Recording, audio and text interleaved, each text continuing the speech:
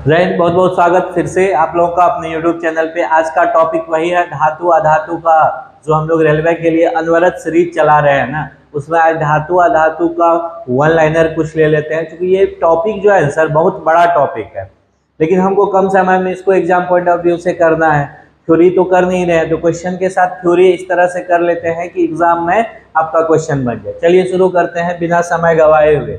सबसे अधिक तन्य धातु, क्वेश्चन हो सकता है कि निम्नलिखित में से सबसे अधिक तन्य धातु कौन सा है। तो सबसे अधिक तन्य धातु जो होता है सर सोना होता है। सोना मतलब गोल्ड। गोल्ड का संकेत क्या होता है? Au।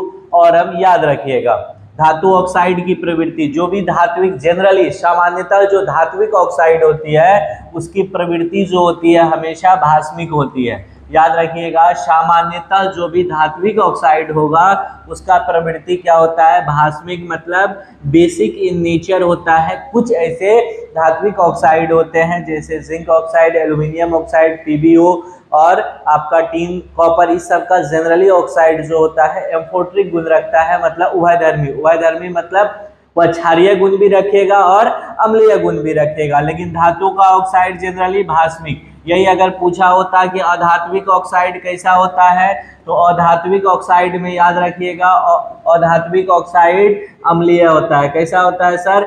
अम्लीय होता है। सुहागा का सूत्र बताइए सर। सुहागा को बोरेक्स भी कहते हैं। सुहागा को क्या कहते हैं? बोरेक्स। बोरेक्स का फॉर्मूला होता है Na2B4O7। याद रखिएगा सुहागा यानी बोरेक्स नहीं हम लोग कहते हैं सोने पे सुहागा हो गया, तो सोना तो चमकीला होता ही है, उस पे सुहागा डालिएगा और ज्यादा साइन बढ़ जाता है। तो सुहागा का सूत्र इंग्लिश में इसको बोरेक्स भी, इसका अन्य नाम है Na2B4O7 कहते हैं। क्विकलाइम, क्विकलाइम का रासायनिक नाम क्या कहते हैं? इसको अनबुझा चूना भी कहते हैं। क्विकलाइम का रासायनिक सूत्र बताइए। तो CaO, कैल्शियम ऑक्साइड को क्विकलाइम कहते हैं। क्या सर? कैल्शियम ऑक्साइड को क्विकलाइम कहते हैं। याद रखिएगा कैल्शियम ऑक्साइड को जब जल के साथ अभिक्रिया करवाया जाता है CaO को H2O के साथ, तो ये भखड़ा चूना देता है, जिसका फॉर्मूला हो जाता है CaOH का होल 2, हाइड्रोजन गैस हीट निकलता है, CaOH का होल 2 भखड़ा चूना का सूत्र है।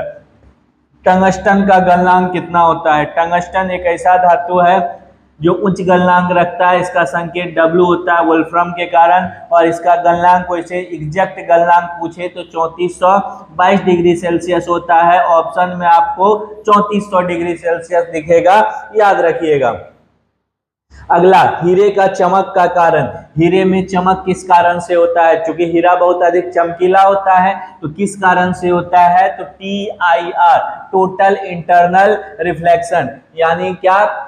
कुल सतही परावर्तन जो होता है TIR, टोटल इंटरनल रिफ्लेक्शन, यही हीरे में चमक का कारण है। मरीचिका TIR के कारण बनता है, या फिर आपका जो है ऑप्टिकल फाइबर भी इसी प्रिंसिपल पे काम करता है। गोल्ड धातु का आपेक्षिक घनत्व कितना होता है? यानी रिलेटिव डेंसिटी पूछ रहा है किसका? गोल्ड मतलब सोना का। सोना का सर रिलेटिव डेंसिटी बताइए। तो 19.3 होता है। रिलेटिव डेंसिटी का कोई भी जो है इकाई या विमा नहीं होता है, क्योंकि यह समान प्रकार के राशियों का क्या है? एक रेशियो है। तो इसलिए 19.3 रिलेटिव डेंसिटी होने का मतलब हुआ सर इसका अगर घनत्व पूछे तो 1000 से गुना कर दीजिए तो कितना हो जाएगा? 19300 kg पर मीटर क्यूब। अगर गोल्ड का घनत्व पूछ ले तो 19300 kg पर मीटर क्यूब। कार्बन का अपर रूप जो सबसे कठोर प्राकृतिक पदार्थ है, या इसको ऐसे भी पूछ सकता है क्वेश्चन में, सबसे अधिक कठोर प्राकृतिक पदार्थ। जब प्राकृतिक पदार्थ लगा है तो ऑब्वियसली क्या हो जाएगा सर? हीरा हो जाएगा। क्या हो जाएगा? हीरा मतलब डायमंड। हीरा मतलब डायमंड, जो एक कार्बन का क्या है? अपर रूप है। हीरा जो है डायमंड कार्बन का अपर रूप है, जिसमें प्रत्येक कार्बन परमाणु 4 कार्बन परमाणुओं के साथ टेट्राहेड्रल स्ट्रक्चर में 3D टेट्राहेड्रल स्ट्रक्चर में जुड़े होते हैं, और ये काफी कठोर होता है। हीरे की चमक का कारण टोटल इंटरनल रिफ्लेक्शन होता है। हीरे का अपवर्तनांक कितना होता है? पूछ दे अगर यह कार्बन का किस प्रकार का अपर रूप है? क्रिस्टलीय अपर रूप है, याद रखिएगा। हीरे का अपवर्तनांक बताइए, हीरे का अपवर्तनांक 2.42 होता है। कितना होता है? 2.42। ऑप्शन में हो सकता है आपको 2.4 तक भी दिया रहे तो उसको टिक कर देना है। किस तत्व में श्रृंखलन गुण पाया जाता है, मतलब चेन फॉर्म करने का गुण किस तत्व में पाया जाता है? कार्बन में। किसमें सर? कार्बन में। कार्बन का संकेत C होता है, एटॉमिक नंबर 6 होता है, एटॉमिक मास 12 U होता है। यह क्या है? श्रृंखलन गुण रखता है। टेट्रा क्या वैलेंट होता है, यानी चतुष्संयोजी होता है, याद रखिएगा। अगला, किसकी अधिकता से विल्सन रोग होता है? विल्सन जो होता है ना सर, एक रोग है। किस प्रकार का रोग है? जेनेटिक या इनहेरिटेड डिजीज है, अनुवांशिक रोग है, याद रखिएगा विल्सन। ये आपके यकृत यानी कि लीवर, मस्तिष्क, आंख में किसके अधिकता के कारण होता है? तो कॉपर धातु के अधिकता के कारण होता है। कौन सा रोग? विल्सन रोग। इसको याद रखिएगा। सिल्वेनाइड किसका अयस्क है? सिल्वेनाइड जो है सोना का अयस्क है। किसका अयस्क है सर?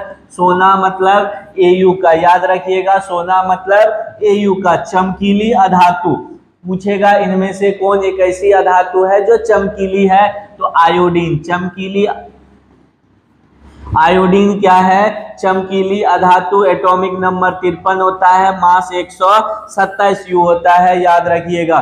चूहे के विष का रासायनिक नाम, चूहा मारने वाला जो दवा होता है, देखे होंगे, पेस्टिसाइड्स कहते हैं उसको, चूहा मारने वाला दवा। हाँ, कभी कभी इंसान भी खा लेता है लेकिन खाना नहीं है, ठीक है। चूहे का जो विष होता है, चूहा मारने वाला दवा, उसको कहते हैं जिंक फॉस्फाइड। क्या कहते हैं? जिंक फॉस्फाइड, याद रखिएगा, जिंक फॉस्फाइड। जिंक फॉस्फाइड का फॉर्मूला होता है Zn3P2। Zn3P2 जिंक फॉस्फाइड, चूहा डीला मूसा मारने का ये दवा है, याद रखिएगा। धातु जिसे केरोसिन में डुबो कर रखा जाता है, कुछ ऐसे धातु हैं जो इतने क्रियाशील होते हैं जिसको क्या रखिएगा, अगर कमरे के ताप और दाब पे रख दीजिएगा ना सर, तो उसमें आग पकड़ लेता है, इसलिए उसको केरोसिन, क्योंकि केरोसिन में ऑक्सीजन की अनुपस्थिति होती है, तो केरोसिन में डुबो करके रखा जाता है। सोडियम और पोटेशियम जैसे धातुओं को अति क्रियाशीलता के कारण किसमें? केरोसिन में डुबो करके रखा जाता है, याद रखना है इसको। अगला, चलिए अगला लेते हैं। हाइपो का फॉर्मूला क्या होता है? हाइपो ये किस धातु का यौगिक है? पूछा है पहला क्वेश्चन कि हाइपो किस धातु का यौगिक है? तो हाइपो सोडियम धातु का यौगिक है, याद रखिएगा। Sodium atomic number 11, symbol Na, Latin नाम नेट्रियम होता है। तो फॉर्मूला क्या होता है सर हाइपो का? ये भी पूछा जा सकता है। Na2H2O3 होता है इसका फॉर्मूला, इंटू 5H2O, याद रखिएगा। हाइपो का formula Na2H2O3 into 5H2O। Hypo sodium धातु का क्या है? एक यौगिक है। कैल्शियम कार्बाइड का जल की क्रिया कराने पे कौन सी गैस निकलती है? जल्दी बताइए। कैल्शियम कार्बाइड को जब आप किसके साथ? जल के साथ अभिक्रिया करवाइएगा तो कौन सा गैस उत्पन्न होता है? कौन सा गैस? Acetylene gas. कौन सा गैस?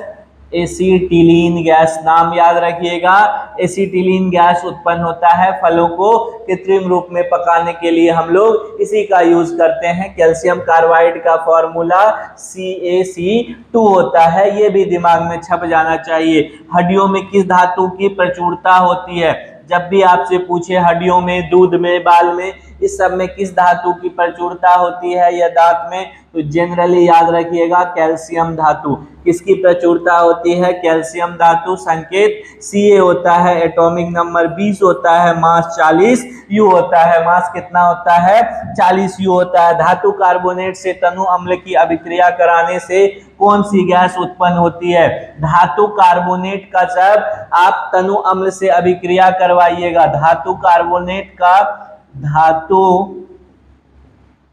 कार्बोनेट को जब सर अम्ल, अम्ल कैसा अम्ल? तनु यानी डाइल्यूट अम्ल से अभिक्रिया करवाइएगा तो लवण बनता है, जल बनता है और कार्बन डाइऑक्साइड गैस निकलता है। याद रखिएगा कौन सा गैस? जैसे एक एग्जांपल के तौर पे Na2CO3 को अभिक्रिया करवा दीजिए HCl डाइल्यूट से, डाइल्यूट मतलब तनु से, तो ये क्या दे देगा आपको? NaCl दे देगा, प्लस में H2O दे देगा और CO2 गैस निकलेगा, यानी कार्बन डाइऑक्साइड। इसका सही आंसर हो जाएगा कार्बन डाइऑक्साइड। कौन सा गैस सर? Carbon dioxide. याद रहेगा कार्बन डाइऑक्साइड। और जब धातु को डायरेक्ट अभिक्रिया करवाइएगा तनु अम्ल से तो हाइड्रोजन गैस उत्पन्न होता है।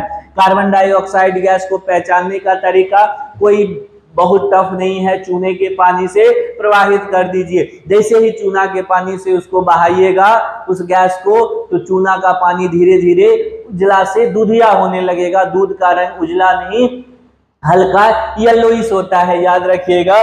तो 19 का आंसर हो जाएगा कार्बन डाइऑक्साइड यानी कि CO2। अगला 20 नंबर का क्वेश्चन कह रहा है आपका आधुनिक आवर्त सारणी में गैसीय तत्व कितने हैं? बताइए आधुनिक आवर्त सारणी में कुल मिलाकर के कितने गैसीय तत्व हैं? तो सबसे पहले तो 18 नंबर बड़ा डिस्कस किए थे हम लोग, सबका सब क्या हो जाएगा?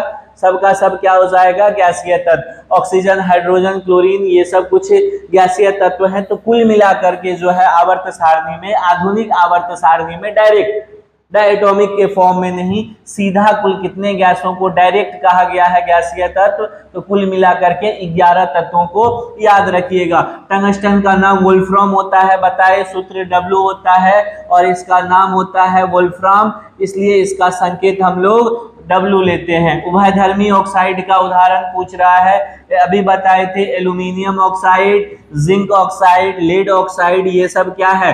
उभयधर्मी ऑक्साइड है। उभयधर्मी ऑक्साइड किसको कहते हैं सर? जो अम्ल एज वेल एज क्षार, यानी अम्ल और क्षार, acid as well as base, दोनों के साथ रिएक्ट करके क्या बना सकता है? अपना साल्ट बना सकता है। उसी ऑक्साइड को उभयधर्मी ऑक्साइड कहते हैं। नीला थोथा का सूत्र, जब भी नीला कहेगा तो कॉपर से शुरू कीजिएगा। Copper sulphate CuSO4 into 5H2O होता है, 5H2O कॉपर सल्फेट। नीला थोथा का क्या हो जाएगा? CuSO4 into 5H2O। यहाँ आपसे ये भी पूछा जा सकता है उजला थोथा, क्या पूछा जा सकता है? उजला थोथा। उजला थोथा का मतलब इसको हम लोग कहेंगे व्हाइट विट्रियोल। क्या कहेंगे सर? White vitriol. इसका उजला जब भी बात कहेगा तो क्या हो जाएगा? ZnSO4 into 7H2O। याद रखिएगा ZnSO4 इंटू 7H2O। एक और बात यहाँ जो छपने वाला है एग्जाम में, वो भी आपसे पूछा जा सकता है, क्या? नीला हो गया हरा थोथा, एक ये भी होता है हरा थोथा, मतलब ग्रीन विट्रियोल का फॉर्मूला हो जाएगा FeSO4 इंटू 7H2O। कितना सर? Fe हरा मतलब आयरन सल्फेट का होगा, नीला मतलब कॉपर सल्फेट, उजला मतलब जिंक सल्फेट। विरंजक चूर्ण का सूत्र बताइए, जल्दी से बताइए। विरंजक चूर्ण का सूत्र क्या होता है? CaOCl2। इसको कभी कभी ऐसे भी लिख देता है CaOCl और Cl। इसको कहते हैं रासायनिक नाम अगर पूछे तो कैल्शियम ऑक्सीक्लोराइड। क्या कहते हैं सर? Calcium oxychloride. याद रहेगा विरंजक चूर्ण का कैल्शियम ऑक्सीक्लोराइड विरंजक चूर्ण कहते हैं। खाने वाला सोडा का रासायनिक सूत्र, जिसको बेकिंग सोडा भी कहते हैं, क्या कहते हैं? खाने वाले सोडा को बेकिंग सोडा कहते हैं, दिमाग में छप जाना चाहिए, बेकिंग सोडा कहते हैं। खाने वाला सोडा को बेकिंग सोडा कहते हैं। फॉर्मूला होता है NaHCO3। NaHCO3 रासायनिक नाम पूछे सोडियम हाइड्रोजन कार्बोनेट या सोडियम बाइकार्बोनेट कहते हैं खाने वाले सोडा को। तो ये 25 टॉप मोस्ट वन लाइनर लिए थे धातु अधातु का। 25 के साथ साथ अन्य बातें भी डिस्कस किए हैं।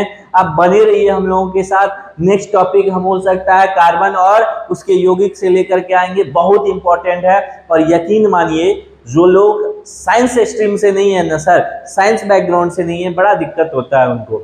तो आप बने रहिएगा, लाइक सब्सक्राइब और शेयर करते रहिएगा। मिलते हैं नए वीडियो में नए टॉपिक के साथ। बहुत बहुत धन्यवाद।